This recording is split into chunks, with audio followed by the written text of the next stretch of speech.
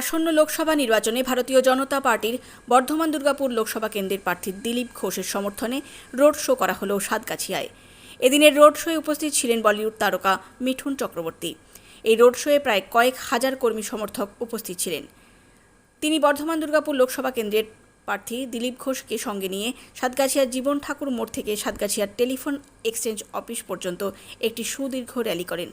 উপস্থিত ছিলেন বর্ধমান দুর্গাপুর লোকসভা কেন্দ্রের বিজেপি মনোনীত প্রার্থী দিলীপ ঘোষ, বর্ধমান সাংগঠনিক জেলা বিজেপি সভাপতি অভিজিৎ দাস সহ অন্যান্য নেতৃবৃন্দ।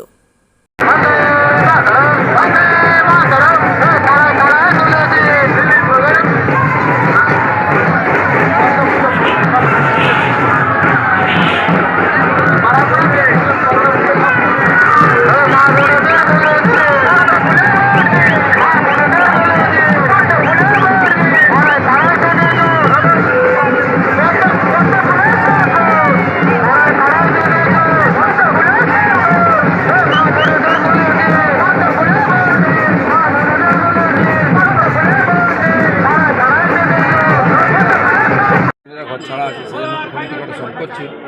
তারা বুঝে গেছেন যে এবারে বিজেপি জিতছে, মোদী সরকার হবে, সবাই ধীরে ধীরে কাজে লেগে গেছে। এখান থেকে সেদিন নমিনেশনের জন্য বর্তমানে উঠেছিল, আর এখন তো সাথে কাছে দেখছেন স্থানীয় মানুষের ভিড় কীরকম। আপনারা দেখতে পারলেন কীভাবে জনজোয়ার রাস্তায় নেমে পড়েছে।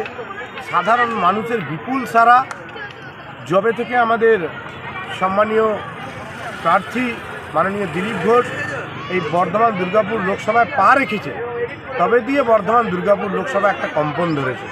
তারই কম্পনের একটু ঢেউ আপনারা আজকে মন্তেশ্বরে সাতগাছিয়া দেখতে পারলেন কীভাবে সাধারণ মানুষরা মিঠুন চক্রবর্তী এবং দিলীপ ঘোষকে স্বাগত জানানোর জন্য রাস্তার উপরে মা বোনেরদের থেকে আরম্ভ করে 8 থেকে 80 প্রত্যেকটাই লোক বলছে মিঠুনদাকে ভালোবাসি, দিলীপদাকে ভালোবাসি।